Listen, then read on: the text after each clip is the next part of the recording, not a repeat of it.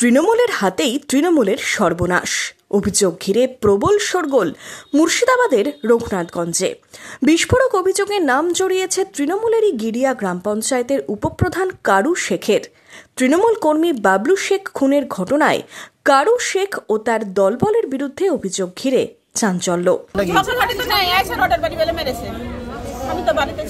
কি করে ওরা কি করে?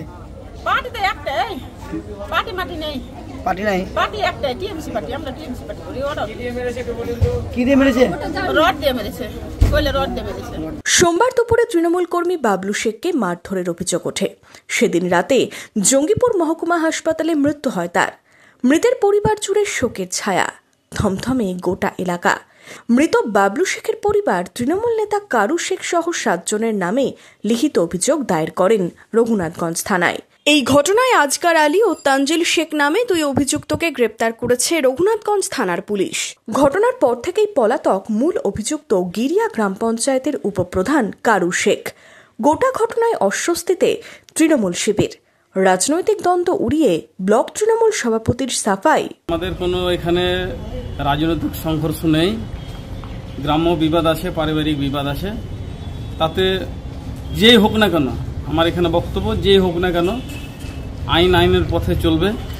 এবং আমরা প্রশাসনকে বলেছি যে যথেষ্ট প্রশাসন সেখানে গিয়ে পড়ে আছে এবং তদন্ত চলছে। আমরা তদন্ত সাপেক্ষে যেই কোনো ব্যক্তি হোক না কেন আমরা তার শাস্তি চাই। উল্লেখ্য, এর আগেও গ্রাম্য বিবাদে সরগরম হয় রঘুনাথগঞ্জ 2 নম্বর ব্লকের গিরিয়া পঞ্চায়েতের পাতলাটোলা এলাকা। 2024 সালের 27 জুলাই জমি বিবাদের জেরে মারধর, বাড়িতে ভাঙচুরের অভিযোগ হয় তৃণমূলের পঞ্চায়েতের উপপ্রধানের অনুগামীদের বিরুদ্ধে। বছর ঘুরতে না ঘুরতেই ফের কাঠগড়ায় উপপ্রধান। তুঙ্গে উঠেছে রাজনৈতিক চর্চা, সরব বাম কংগ্রেস। লাস্ট লোকসভা নির্বাচনে এই পাতলাটোলা বুথে জোট প্রার্থী 100 অধিক ভোট পায়। তারপর থেকে গিরিয়া গ্রাম পঞ্চায়েতে ওখানকার উপপ্রধান কারু শেখের নেতৃত্বে তৃণমূল আশ্রিত সমাজ বিরোধীরা তারা পরিকল্পনা করে কিছু পরিবারকে টার্গেট করে তাদের গ্রাম ছাড়া করে। আসলে বিধানসভা নির্বাচন আসছে, আবার গোটা গিরিয়া সেকেন্দ্রা সহ গোটা 2 নম্বর ব্লকে একটা সন্ত্রাসের বাতাবরণ তৈরি করার চেষ্টা করছে আকরুজ্জামানের মদতপুষ্ট এই গুন্ডা সমাজ বিরোধী বাহিনী।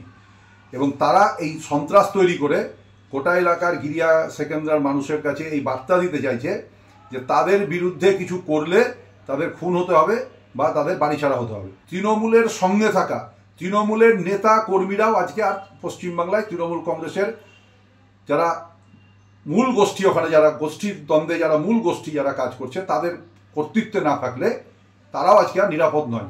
এই যে বাবলু মার্ডার হলো, ওই বুথে এই প্রতিমন্ত্রী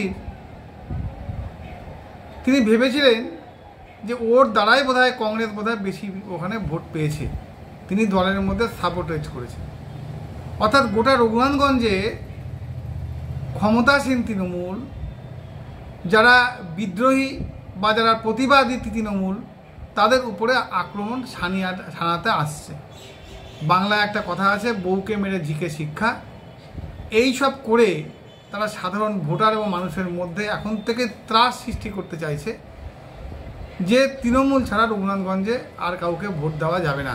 যে বা যারা বিরুদ্ধাচারণ করবে তাদেরই শেষ পরিণতি হবে বাবলু শেখ। তৃণমূল কর্মী খুনের নেপথ্যে রাজনৈতিক দ্বন্দ্ব নাকি ব্যক্তিগত শত্রুতা, তদন্তে পুলিশ। 26শে বিধানসভা ভোট, তার আগে চড়ছে রাজনৈতিক উত্তাপ।